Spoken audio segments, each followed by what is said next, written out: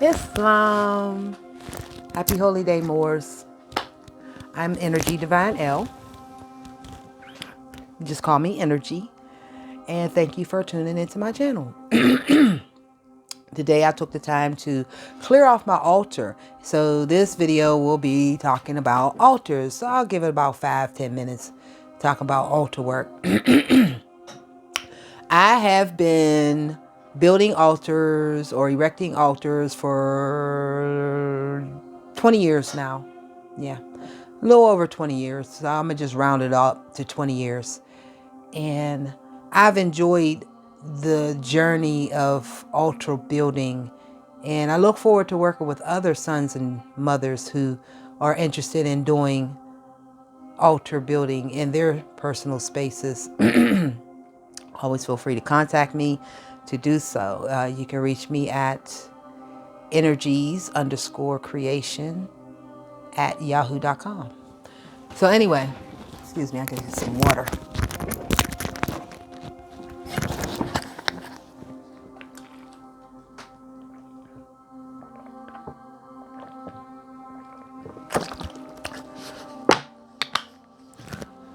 My purpose of having an altar in my domicile is a focal point of reminder, and also gives me an opportunity to focus my intentions on things, because as in law, be it man's law or universal law, intent is everything.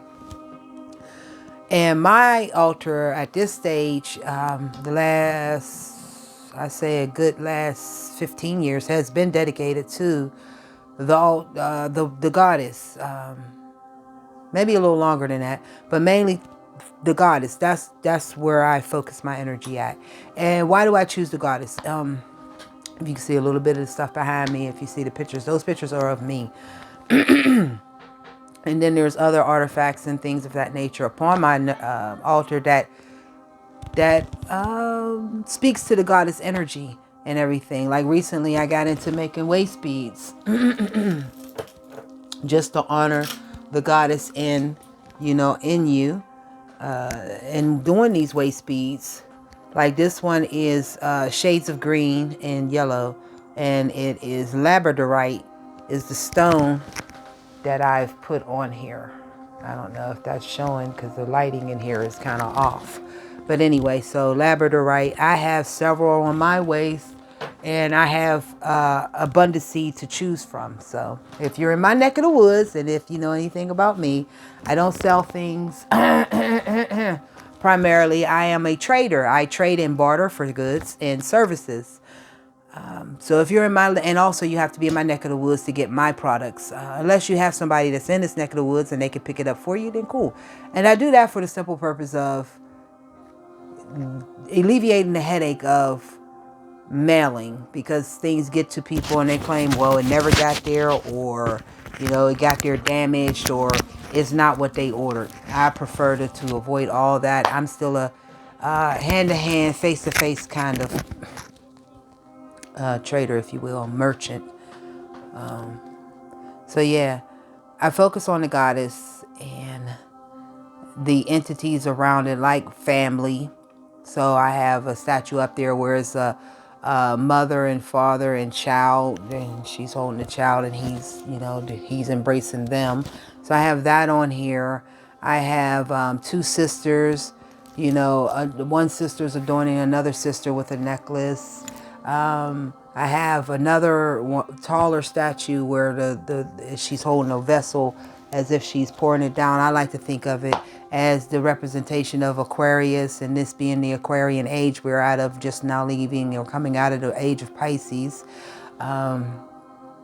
Also, I have many stones on my altar. I've been doing stones for over 20 years as well. Stones are such an important focal point for an individual like myself. Also, I work with orgone energy. I work with a lot of orgone energy. I build pyramids and orgone balls and pendants and things of that nature. And I'm going to be working on wands soon enough. But as it stands right now, the only wands I work with now are the ones that we are creating. And Yeah.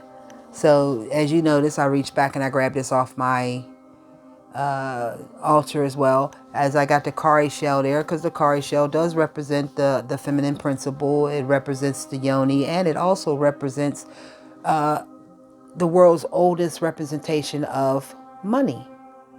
So yeah, and if you notice, I got mine on my neck, yes. I got mine on my neck, yes. So yeah. Anyway, so I have things on my altar like the footprint of my middle son. Yes, just representing, and it has so I can actually wear it on, change. So if I'm doing any type of ritual works where it comes for like fertility or something to that effect, then this is something that I would utilize as a focal point, if you will. I have things like yoni eggs on the altar.